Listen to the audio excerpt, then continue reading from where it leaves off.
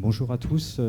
Déjà, merci beaucoup d'être là. Donc, on va se présenter avec ma collègue. Donc, moi, je suis Jérôme Broca. Je suis statisticien à l'Agence régionale de santé de Centre-Val de Loire, donc à Orléans. Donc, on vous expliquera un petit peu ce que c'est qu'une agence régionale de santé pour ceux qui ne savent pas. Et puis, je suis également référent national sur ce système national de données de santé pour le compte du ministère. Donc, je vais laisser ma collègue se présenter. Donc Céline Leroy, je suis chargée d'études statistiques à l'Agence régionale de santé de Normandie, donc à Caen. Et comme mon collègue Jérôme, donc je suis référente nationale SNDS pour le ministère également. Alors, on est absolument ravis et honorés de pouvoir vous présenter donc, ce système national des données de santé, donc, qui sont donc les données de santé qu'on exploite au niveau des ARS, mais pas qu'au niveau des ARS.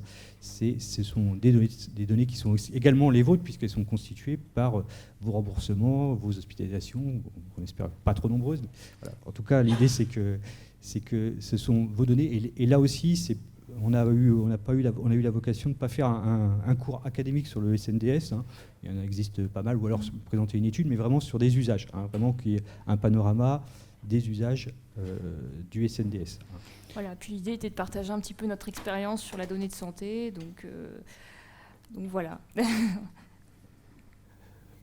Donc, déjà, on va commencer quand même, qu'est-ce que c'est que le SNDS et d'où il vient, hein.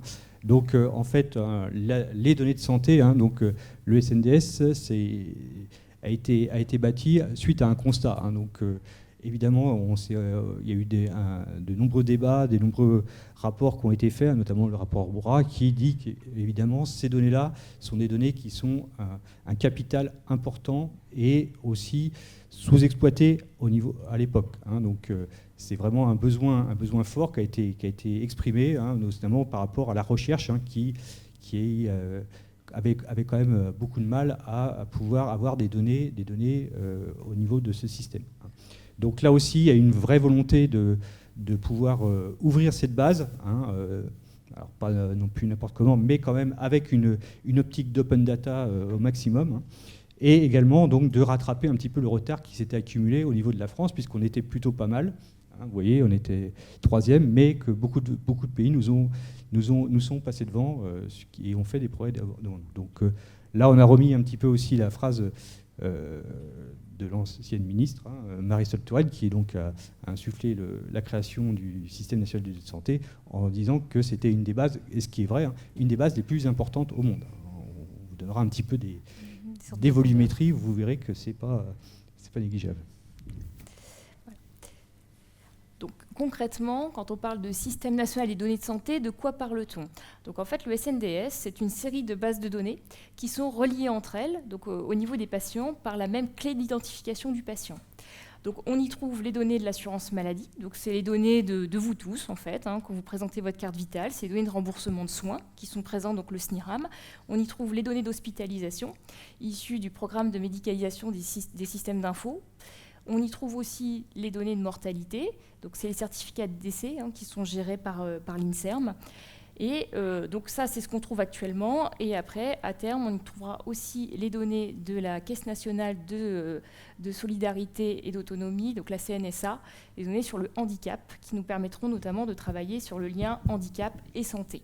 Et puis, un échantillon de bénéficiaires aussi est prévu, donc avec un historique de 20 ans de suivi, et qui comprendra également les données de complémentaires de santé, qui sont aujourd'hui des données absentes.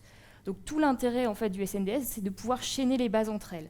Vous comprenez l'intérêt en fait, de la chose. Par exemple, quelqu'un qui est décédé, donc on a la cause de décès, on va pouvoir retrouver ses consommations de soins en amont, ses hospitalisations, et tout ça sur 9 ans. En tout cas, nous, pour les agences régionales de santé, on a 9 ans d'historique. Certains vont jusqu'à quasiment 20 ans d'historique, suivant notamment dans les problématiques de recherche. Donc après, tout ça, effectivement, quand on vous parle de données, il s'agit bien entendu de données anonymisées, hein, sur le patient, et donc qui répondent à des règles d'usage qui sont assez strictes, donc encadrées par le RGPD, et où il y a un référentiel de sécurité bien spécifique, puisque vous imaginez que ces données sont quand même très sensibles. Voilà. Donc concrètement, le SNDS, c'est énorme, c'est big. Donc en gros, pour vous donner un ordre de grandeur, on a plus de 3000 variables recensées. Donc c'est 1,2 milliard de feuilles de soins par an Donc c'est vrai qu'on ne l'a pas précisé par an, mais c'est bien par an. 11 millions de séjours hospitaliers également par an. C'est à peu près 500 millions d'actes aussi par an. On enregistre 600 000 décès annuellement. Et en termes de volumétrie, c'est 450 téras de données, donc qui aujourd'hui sont encore bien sous-estimés, enfin bien sous-exploités, pardon, par rapport à tout ce qu'on pourrait faire. Donc, voilà.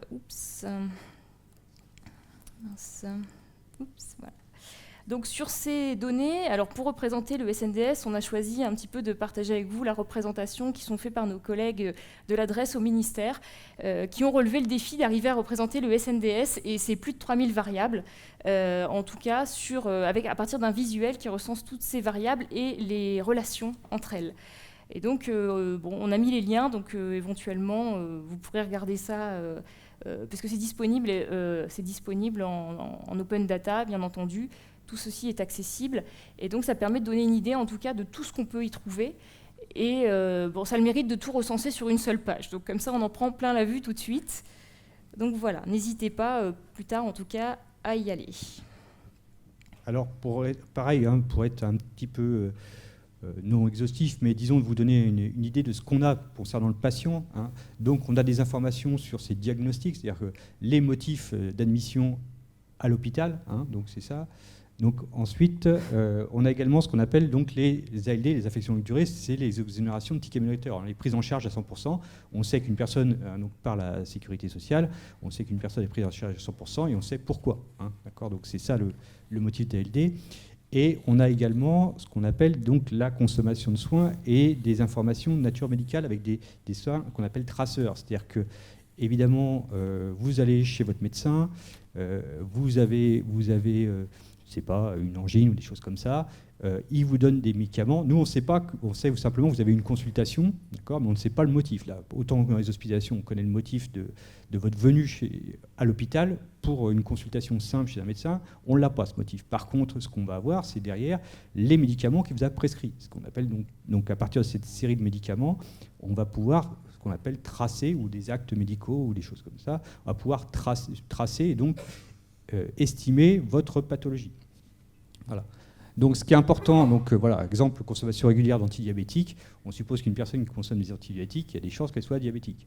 Bon, c'est comme ça. Donc ce qui est important à savoir, donc là aussi, et l'autre information, c'est la cause médicale de décès, la lycéline, là-dessus. Donc par contre, ce qu'on n'a pas, donc les données absentes, donc là je parle du SNDS, ça fait partie des choses qui doivent potentiellement évoluer, quand on parlera dans le S-Data Hub, c'est qu'on a, par contre, on n'a pas de résultat d'examen clinique. C'est-à-dire que, par exemple, on sait qu'une personne a eu un résultat, a eu un examen de glycémie, par contre, on ne connaît pas son taux de glycémie. Ce n'est pas mis dedans.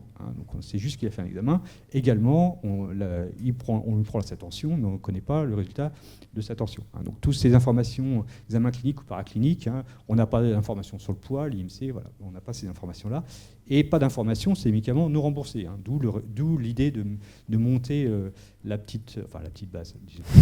C'est un échantillon quand même qui sera important. Donc avec les mutuelles complémentaires, puisque on a le non-remboursement, on a que la part remboursée, des choses qui ne sont pas remboursées, par exemple, je pense à l'ostéopathie, qui ne sont pas remboursées par la Sécu directement, ces choses-là, pour l'instant, on ne les a pas, ça fait partie des mutuelles complémentaires. Donc ça sera sous forme d'échantillon, on n'a pas ces informations, et on n'a pas non plus ce qui s'est passé vis-à-vis du médicament. C'est-à-dire que vous avez tous une armoire à pharmacie avec... bien rempli, avec des médicaments que vous avez achetés mais pas consommés. Donc nous, on sait juste que la personne a acheté des médicaments. Après, ce qu'elle en a fait, on n'en sait rien. Donc, voilà. On part de l'idée qu'elle les a consommés, mais... Voilà, on part de l'idée forcément qu'elle les a consommés, mais ça fait partie des biais qu'il faut savoir quand les gens font des recherches. Voilà. C'est pas une base qui a été ad hoc, en tout cas constituée par rapport à... Il y a ces informations traceurs, mais avec les limites qu'on vient de vous citer. Donc ce qu'on connaît sur le patient, c'est pareil, on est finalement assez pauvre. Sur le patient, on a ces informations démographiques, c'est-à-dire qu'ici on a son âge, son sexe, on sait où il habite, mais on a très peu de données sociales. On n'a pas d'informations sur le revenu, sur sa catégorie socio-professionnelle, tout ça, ça ne fait pas partie du SNDS. Donc tout ce qu'on peut savoir, c'est tout ce qui est par rapport à ça. Alors nous, le la seule information qu'on va avoir, c'est si, par rapport à ses droits sociaux, si notamment il bénéficie de la couverture maladie universelle ou de l'aide complémentaire santé, mais j'allais dire en termes de variables sociaux et caractéristiques sociodémographiques, voilà, ça reste assez... Voilà, on n'a pas la catégorie socio-professionnelle, par exemple, qui nous serait bien pratique. On n'a pas forcément les revenus non plus. Donc, voilà, c'est un petit peu un manque de ce côté-là. Voilà, donc concrètement, voilà, on vous a présenté un petit peu ce que c'était que le SNDS. Donc, le SNDS dans les ARS, en tout cas, pourquoi faire ? Donc, avant de vous expliquer pourquoi faire, on va peut-être vous expliquer aussi, en tout cas pour ceux qui ne connaissent pas trop les agences régionales de santé, en tout cas, quelles sont nos missions. Ça sera déjà un petit peu plus facile. Donc, concrètement, les ARS sont chargés du pilotage de la santé en région. Donc, les principales missions qu'on a recensées ici, c'est favoriser l'accès à la santé, garantir l'efficience du système de soins, favoriser l'innovation en santé, garantir la qualité et la sécurité des soins, réduire les inégalités de santé, et en tout cas faire de la prévention et de la promotion de la santé. Donc toutes ces missions sont assez vastes et nécessairement, on a un gros besoin de données, en tout cas, pour aider à la décision et pour permettre de piloter justement cette santé en région. Donc les exemples d'usage en fait, qu'on va développer après, elles ne sont pas exhaustifs, parce qu'évidemment, sinon, je pense qu'on ne tiendrait pas la demi-heure. Donc l'idée, c'était de prendre quelques petits exemples, en tout cas de nous, ce qu'on a travaillé, donc moi pour la Normandie, et puis Jérôme, en tout cas pour Centre-Val de Loire, et puis de vous montrer comment ces données nous aident, en tout cas en termes de pilotage, et comment, en tout cas en termes de santé publique, notamment pour définir les politiques de santé, elles sont très très précieuses. Donc concrètement, un des premiers usages, c'est déjà d'observer les territoires. On est en fait sur observer pour comprendre, comprendre pour agir. Donc pour pouvoir agir sur nos territoires, il faut quand même les connaître un petit peu mieux. Donc l'idée, c'est de passer aussi de constats qui seraient des constats nationaux, c'est-à-dire qu'on trouve tout un tas de données nationales, voire régionales, et nous, ça serait de les décliner forcément à un niveau plus fin pour arriver à comprendre ce qui se passe dans les petits territoires, notamment. Voilà, donc un exemple concret, par exemple ici, c'est un exemple sur l'insuffisance cardiaque, donc notamment la carte à gauche présente la situation par exemple de la Normandie, qui est quand même, d'ailleurs Centre-Val de Loire est pire sur l'insuffisance cardiaque, mais en tout cas c'est un problème chez nous, l'insuffisance cardiaque est un gros problème en Normandie. Donc là on le voit bien sur la carte, et l'idée c'était de pouvoir voir ce qui se passait en dessous, puisque la Normandie étant vaste, voilà, pour pouvoir agir il faut quand même descendre en infra. Donc l'intérêt du SNDS, c'est que dès lors qu'on a la commune du patient, on peut reconstituer les territoires par agrégat. Et c'est vrai que cette territorialisation de la donnée, donc d'ailleurs il y a d'autres interventions au Salon de la Data qui parlent de cette territorialisation qui est très importante. Et aujourd'hui, pour agir, c'est quasiment indispensable. Et donc là, par exemple, sur l'insuffisance cardiaque, on voit qu'on a un petit territoire gaulois qui ressort et qui est effectivement en violet foncé et sur lequel on a mené des études complémentaires, donc de plus qualitatives, pour arriver à comprendre la situation, en tout cas, avec les acteurs de terrain, bien sûr, les médecins qui travaillent sur ces territoires. L'idée aussi, c'est que les gens puissent s'approprier ces données. Ce n'est pas de sortir de la donnée comme ça, hors sol. Et donc de pouvoir agir sur les déterminants, en fait. Voilà. Autre exemple. Oui, alors donc on a d'autres exemples. C'est aussi mesurer ce qu'on appelle les facteurs de risque, évaluer l'impact des actions de prévention. Donc ça aussi, c'est une des grosses missions. Donc là, c'est un petit exemple que j'ai mis par rapport à l'insuffisance rénale chronique, l'insuffisance rénale. L'idée étant de quoi ? De dire, voilà, ici on mesure les facteurs de risque, les gros facteurs de risque pour nous, pour l'insuffisance, c'est le diabète et l'hypertension. Donc là, comment on fait ? Et donc, l'idée étant qu'il bascule le moins rapidement possible, ou pas du tout, dans justement la dialyse ou des choses comme ça. Je vais vous donner... Voilà. Donc l'idée c'est ça. Donc par rapport à ça, il y a tout ce qu'on appelle la surveillance du rein. Donc par rapport à ces patients-là, comment on fait Là, pareil, on ne va pas non plus rentrer dans des gros détails de l'algorithme, mais en gros, je vous donne le principe. C'est on va repérer, comme on vous l'a dit, on a des médicaments traceurs qui nous permettent de repérer. Il faut juste qu'on nous donne la bonne liste. Voilà. Nous, on est statisticiens, au moins on a des médecins. Je vous rassure, on ne travaille pas tout seul. Il y a des médecins, pharmaciens qui nous aident aussi à ça. Donc on a des listes de médicaments.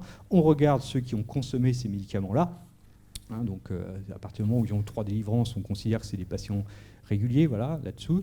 Et là-dessus, après, on va regarder pareil, la même chose. On a donc 2 examens biologiques qui sont la créatinine et l'albuminurie, qui nous disent, l'état du rein. En tout cas, là, ici, nous, dans le SNDS, comme on l'a dit, on n'a pas les résultats de la créate ou de l'albu, mais par contre, on sait s'il y a eu, oui ou non, l'examen qui a été remboursé. Voilà. Donc déjà, de savoir, nous, c'est aussi important de savoir si ces patients sont bien suivis sur le territoire. Donc là, ici, on vous a mis des patients. Donc évidemment, nous, ce qu'on voudrait, c'est que le bonhomme, il baisse de 17 à soit plus petit possible, hein, évidemment. Donc 17%, c'est beaucoup. Et là encore, ça énorme. Voilà. C'est pas terrible. Bon, on n'a pas de médecin. On a encore du travail à faire. En région centre, on n'a pas de médecin. Donc là aussi, s'il y a des médecins dans la salle, n'hésitez pas. Hein. Voir après. Donc, en tout cas, ici, l'idée, c'est que ça baisse le plus possible. Et là encore, ça reboucle avec la carte d'après. On est au niveau de la région. Après, on descend évidemment en infra, en départemental et éventuellement en infra pour voir les actions qu'on peut mener. Donc là aussi, alors c'est pareil, autre type d'intervention, et je pense que là aussi, vous êtes tous un petit peu confrontés à ça, c'est d'avoir des données fraîches. Les données fraîches, on traîne souvent, vous êtes souvent confrontés, notamment avec la stat publique, à avoir des données qui sont assez anciennes. Bon, c'est pas... Désolé, donc là aussi, on a la même chose. Donc là, l'avantage du SNDS, c'est que nous, enfin, au niveau de la région, on peut déjà avoir quelques informations rapides. C'est-à-dire que là, ici, c'était simplement évaluer la campagne vaccination ROR. Alors que l'idée n'est pas encore de calculer le taux de vaccination, puisque là, par exemple, il y a d'autres organismes qui le font, mais avec des redressements, ils corrigent les données. C'est vrai que pour avoir, j'allais dire, le taux de vaccination final, il faut attendre une bonne année, quoi, hein. Donc nous, l'idée, c'est d'avoir tout de suite une évaluation, donc tout simplement, sans faire de l'épidémio de grande envergure, mesurer simplement, après une campagne, puisque les campagnes de vaccination, la campagne, c'est à peu près, on l'avait fait en janvier-février, voilà. Alors bon, sans faire des gros calculs, on peut voir tout de suite s'il y a eu un impact. Quand je dis tout de suite, c'est à M+2 ou M+3. Hein, mois plus 2, mois plus 3, on peut déjà regarder et donner à la direction métier, dire, bah voilà, sur ce territoire, ça monte ou ça descend. En tout cas, voilà. Donc c'est aussi un des intérêts, aussi, une terme de réactivité qui permet, encore une fois, de redresser. Toujours pareil, hein, c'est pour l'action publique et derrière pouvoir influer sur le territoire. Donc, je l'ai dit tout à l'heure, hein, on n'a pas de médecin. Voilà. Donc, on n'a pas de médecin. Donc, on a toute cette problématique de recours et surtout de non-recours. Donc là, ici, avec ma collègue de Normandie, donc on a fait une méthode de calcul de taux de recours du médecin généraliste, parce que là aussi, on ne va pas rentrer dans le détail, on a fait un poster à un colloque à Rennes, à l'EHESP au mois de juin, donc là-dessus on avait expliqué la méthode. L'idée, c'est quoi? C'est qu'on a, dans le SNDS, vous avez ceux qui ont consommé, par contre on n'a pas ceux qui n'ont pas consommé. Donc l'idée, c'est de faire un petit calcul pour pouvoir justement intégrer ces parties-là. Oui, donc là, ici, c'est sur les médecins généralistes, donc pour les personnes âgées, on a fait la même chose, évidemment. Là, vous imaginez bien qu'en ce moment, on est tous sur les urgences. Hein, je pense que vous avez tous entendu parler. Donc, les taux de recours, ça fait partie des choses importantes. Donc à la fois au niveau des départements de la région, mais également, comme on l'a dit, c'est au niveau des communes ou des infra-départementaux. Oui, puis c'est vrai que ça nous permet de repérer quand même les disparités territoriales, puisque là, par exemple, en Eure-et-Loire, c'est vrai qu'on se rend bien compte quand même que le taux de recours est beaucoup plus bas que dans les autres départements. Donc aussi l'idée d'agir et de réduire ces écarts qu'on observe entre les territoires, en fait, tout simplement. Et donc, puisqu'on est sur la réduction comme je l'évoquais tout à l'heure, hein, là c'est vrai que c'est un exemple sur la réduction des inégalités de santé, puisque ce que je vous disais, c'est que c'est une des missions de l'agence, en tout cas, de réduire les inégalités sociales et territoriales de santé. Donc là, ce que vous voyez tout à l'heure, hein, c'est de faire en sorte, plus ou moins, que tous les territoires ont une même égalité des chances en termes de santé. Donc forcément que si vous n'avez pas de médecin, du coup, les taux de recours sont différents. Vous avez peut-être une probabilité de soins ou d'être soigné qui est inférieure aux autres, d'être moins bien soigné. Donc c'est là où il faut remédier. Donc là, l'illustration, elle est plutôt au terme de pathologie. C'est justement mettre en avant en fait, le poids de ce qu'on appelle le gradient social, en tout cas sur la santé, et de montrer que par exemple sur les maladies chroniques, notamment diabète, les maladies cardiovasculaires, les maladies respiratoires chroniques, en tout cas, quand on est en quintile 5 de défavorisation, on a une probabilité plus forte en fait, de présenter ces pathologies par rapport aux autres, par rapport aux gens moins défavorisés. Donc là, c'est vrai que le gradient... Donc on a dit, hein, on n'a pas d'informations sur la personne. Par contre, on a l'information, l'indice de favorisation est fait fait par commune, voilà, par le territoire. Par les territoires. Hein. Donc c'est au niveau, c'est pas de l'individuel, mais on lisse sur le territoire. Il y a des territoires plus favorisés que d'autres, enfin des communes qui sont plus riches que d'autres, tout simplement. Donc après, ce n'est pas une nouveauté, je veux dire, les constats, on ne le découvre pas, mais l'avantage, c'est de pouvoir le quantifier en région et après de mesurer, en tout cas, l'impact de nos actions pour le réduire. Parce que d'une année, forcément qu'on ne réduit pas les écarts d'une année à l'autre, mais en tout cas, sur X années, l'idée, c'est quand même d'infléchir un petit peu ces courbes, enfin, surtout la courbe 5, en tout cas. C'est une grande ambition, en tout cas, mais voilà. Et enfin, peut-être le meilleur pour la fin, hein, voilà, puisque c'est vrai que vous avez dû sans doute entendre beaucoup parler de parcours. Aujourd'hui, on parle beaucoup de parcours de soins. Donc l'idée, en tout cas, et l'atout du SNDS, c'est de nous permettre, en tout cas, de pouvoir chaîner, ce qu'on disait, des bases qui existaient déjà par ailleurs, qui ont leur existence propre, mais en tout cas de les chaîner au niveau du patient et de reconstituer ce parcours. Donc le parcours en amont, on parcourt par exemple avec le passage aux urgences, les hospices et toute la sortie d'hospice, etc. Donc là, on vous a mis un petit exemple concret issu d'un système d'info, donc SantéVise, qui est créé donc, par le ministère, notamment sur l'AVC, donc l'accident vasculaire cérébral, qui nous permet, par exemple, donc on ne va pas détailler les chiffres ici, c'est pas ce qui est intéressant, hein, c'est de vous montrer un petit peu les outils qu'on peut utiliser, en tout cas, pour aider à la décision. Et là, pour le coup, ce qui est intéressant, c'est le Sanké qui est en bas et qui permet de voir le parcours, c'est-à-dire de voir effectivement où vont la majorité des gens et de repérer, ce qu'on montrait, c'est les points de rupture. C'est-à-dire que dans le cadre de l'AVC, si vous n'êtes pas pris en charge rapidement dans une unité neurovasculaire, eh ben vous avez tout simplement une perte de chance de survie. Donc concrètement, là, il faut arriver à cibler ces gens qui ne passent pas par là et arriver à comprendre pourquoi, d'ailleurs, ce n'est pas le cas, et éliminer les points de rupture. En gros, il faut les sortir de l'orange pour les passer en violet. Quoi. Voilà. Si je fais simple, voilà, on essaye d'être simple. Hein, non, l'idée, c'est de pas compliquer. Vous voyez, on a beaucoup de travail au final. Hein. Voilà. Et puis un petit dernier exemple. Donc là aussi, un autre exemple, hein, donc c'est à la fois sur des pathologies, donc l'AVC, mais également sur ce qu'on appelle des parcours populationnels, c'est-à-dire que là, c'est par rapport aux personnes âgées, hein, donc ce qu'on appelle les aînés, les 75 ans et plus. Donc là aussi, on a un dispositif qui s'appelle le PPS, hein, plan de personnalité de soins, qui est en fait une coordination entre professionnels de santé libéraux, notamment, hein, donc qui doit normalement justement prendre en charge la personne et coordonner les soins. Donc là, l'idée aussi, c'est toujours pareil, c'est de déterminer les points de rupture, donc qu'on peut mesurer, encore une fois, mesurables dans nos systèmes. Bah, pareil, un personne âgée, on estime que donc l'idée en la maintenant le plus possible en autonomie, les risques de perte d'autonomie, si elle va aux urgences, il y a un risque de perte d'autonomie, là, hein, donc là aussi, 15%, normalement, donc après une prise en charge par le PPS, donc normalement, il doit y avoir un meilleur accompagnement. Là aussi, on a les réhospitalisations qui est aussi un point de rupture. Hein. Si les réhospitalisations itératives, c'est pas très bon. Hein. Et là également, ce qu'on appelle la iatrogénie, c'est-à-dire une des prescriptions de plusieurs molécules à la fois, avec ce qu'on appelle les interactions médicamenteuses. Donc forcément, c'est des choses qui sont quand même un peu prégnantes, hein, et qui peuvent amener donc, et conduire à des hospitalisations et donc derrière des risques de perte d'autonomie. Voilà, donc c'est vrai qu'on vous a parlé, nous, enfin, du SNDS central, hein, celui sur lequel nous, en tout cas, on travaille. Et après, autour du SNDS central, il y a tout un tas d'outils, en fait, d'aide à la décision, hein, qui sont développés aussi par le ministère. Certains sont d'ailleurs en accès libre, hein, Carto Santé, notamment CIRSE, vous pouvez googliser sans problème, vous allez trouver des données, avec l'idée de partager des données, notamment aussi à la population, hein, des données de santé aussi. Et donc en tout cas, il y a tout un tas de systèmes FIS aujourd'hui qui gravitent autour du SNDS. L'idée, hein, c'est de faciliter, hein, encore une fois, il y a le statisticien qui extrait les données de manière brute, enfin les exploite, mais aussi de donner des outils, j'allais dire, un peu presse-bouton, hein, pour nos directions métiers ou éventuellement d'autres acteurs, les collectivités territoriales, puisqu'on ne travaille pas tout seul au niveau des ARS. Donc c'est vrai qu'on ne pouvait pas faire l'intervention, les usages du SNDS sans parler un tout petit peu du Health Data Hub. Alors même si on représente très très modestement nos collègues hein, du ministère par rapport à ça, donc qui vous parleraient beaucoup mieux que nous. Hein. Donc on voulait juste vous faire un petit focus là-dessus. Hein. Voilà, donc le Health Data Hub, en fait, vient d'une volonté politique forte, en fait, de faire de la France un leader en matière d'intelligence artificielle.